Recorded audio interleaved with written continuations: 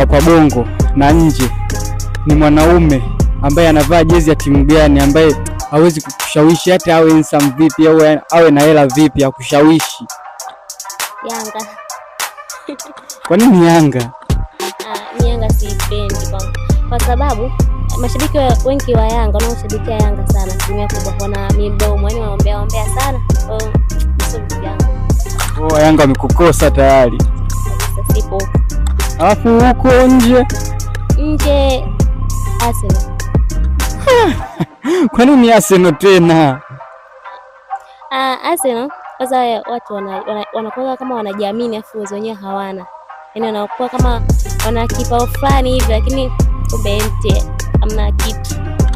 Mashabiki wa Arsenal, mashabiki wa Yanga, ipi sikali na wakataa bwana.